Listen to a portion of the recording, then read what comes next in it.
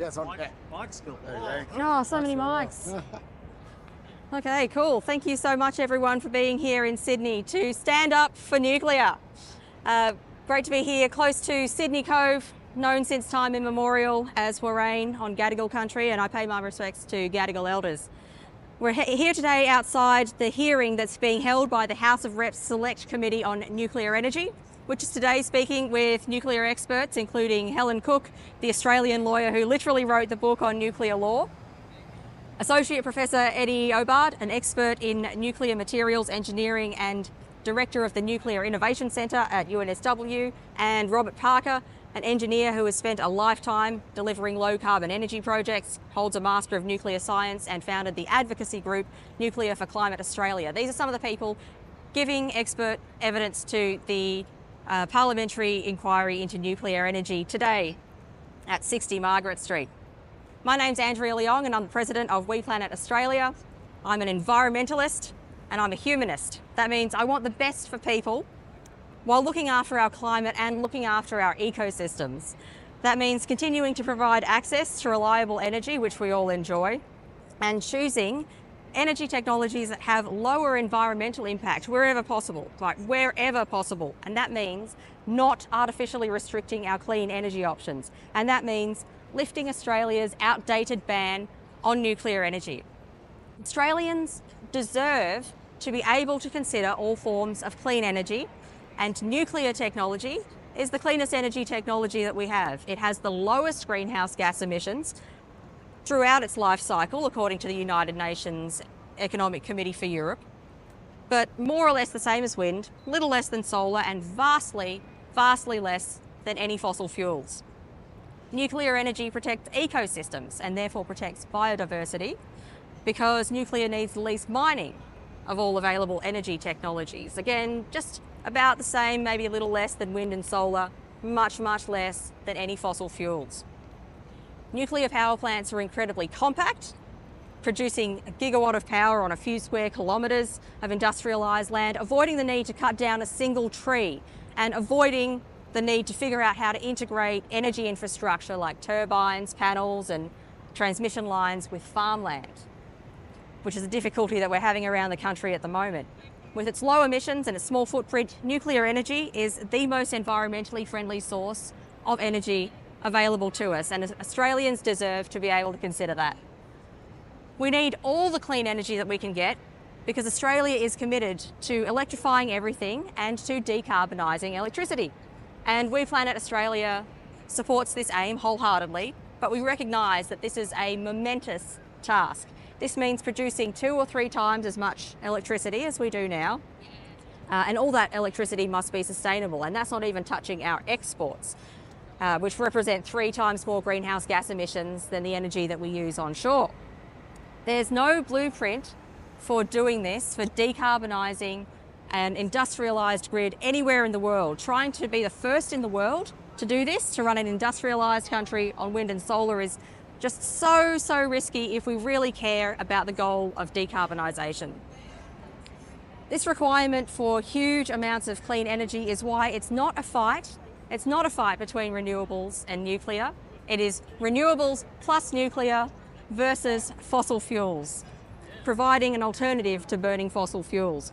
This is why nuclear energy can be built in time. We can have our first nuclear power plant by 2040. If we lift the ban and get behind the energy revolution, the 2040s is a decade in which we hope to wean ourselves off gas, as unlikely as it seems right now. Building nuclear power plants would secure for us a step change in the energy transition in the 2040s, bringing gigawatt after gigawatt of clean energy online instead of just chipping away at decarbonisation like we are now, which is good as far as it goes.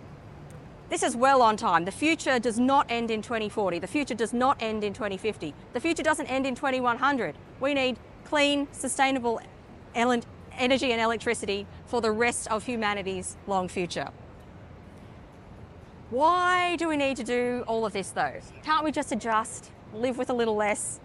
Aren't households supplying their own energy with rooftop solar and soon to be installed household batteries? If you own a house and you can afford to put solar panels on your roof, then I'm happy for you. but I can't do that in my rented apartment building. And something that gets lost in the discussion is that households use less than a third of Australia's electricity. More than 2/3 is used for manufacturing, mining. Aluminium smelters alone use 10% of our electricity, and also used by businesses and by hospitals, which cannot suffer power outages. If the electricity grid is unreliable, then we either lose our manufacturing, or we lose lives, or we burn filthy diesel generators. If the government wants to guarantee a future made in Australia with complex industry, building a factory is not very attractive if you have to submit to some deal to switch diesel generators on whenever there's pressure on the grid on hot days. The electricity grid is the backbone of modern society, and we need to build it up, not try to scrape along and get away with as little as possible. We're being presented with a false dilemma here, a false narrative between renewables and nuclear. It's not renewables versus nuclear, it's renewables and nuclear versus fossil fuels.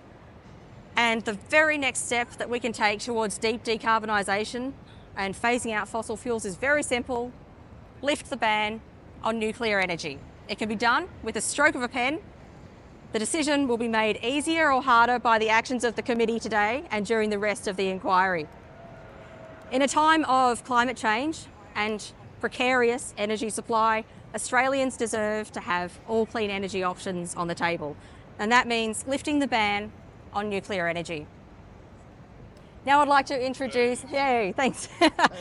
I'd like to introduce Terje Petersen, founder of the group Atomic Australia, long-time nuclear advocate, to speak about some of his experiences. Hi everyone online and everyone here as well today, and also to our opponents who are here, so welcome along. It's great in a democracy to have a conversation, to talk about what the options are, and to let people have their say. My name's Terje Petersen. Around a decade ago I started a Facebook group called Atomic Australia. We have close to 1,000 people in that group now. It's been a fantastic learning experience for me. Met a lot of very interesting people from abroad who have deep experience in this technology, also people working on the innovative next generation of nuclear technology. So that's been a fantastic experience for me. I also think it's really important that we have people talking to people, sharing ideas, getting the message out there. We're being an active group today, but talk to people at barbecues, talk to your neighbours, talk to everyone about the future of the country and the way we supply energy. The main message I want to get through today is that nuclear should not be banned. It is ridiculous, the argument that says we should ban a technology because it's expensive. There's no logic to that. If we ban things because they were expensive, we would have banned electric cars years ago. We shouldn't ban things just because they're expensive. There is no good reason today to have one particular technology in Australia prohibited. We actually have a nuclear reactor already in Sydney. It's used for making medical isotopes that we export around the world, and it's also used for research. There's no reason we can't pivot and also have reactors for making electricity.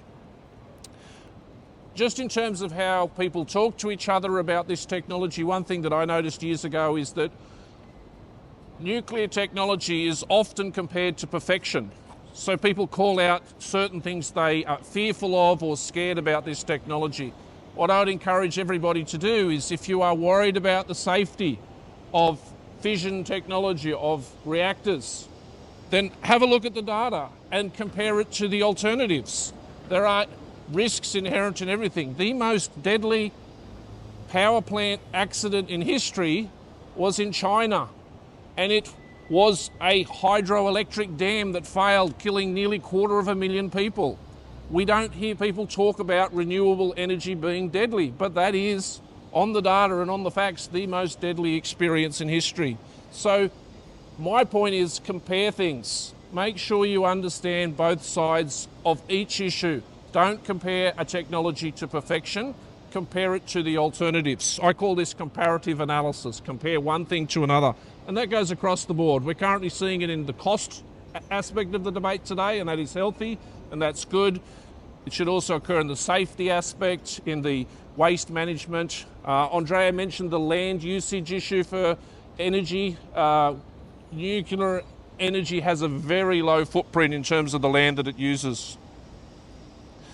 On the politics, today this topic has become a little bit partisan in Australia. I think that's a temporary thing. I think it's really important that we bring on side all across the political spectrum to understand this technology, to support it, and if nothing else, to agree that it should be legal. If we look at thanks.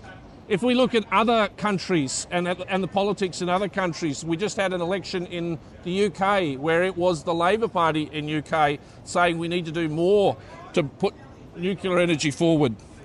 And we've got Greens parties around the world, like in Finland, now pivoting and saying that this is a technology that they can get behind, that they can support, and in fact, that we need to support it. It's got to be part of the mix. This is a really interesting coalition of people in this movement. We have people in this movement who think climate change is an existential threat, and that's why they're on board with this cause.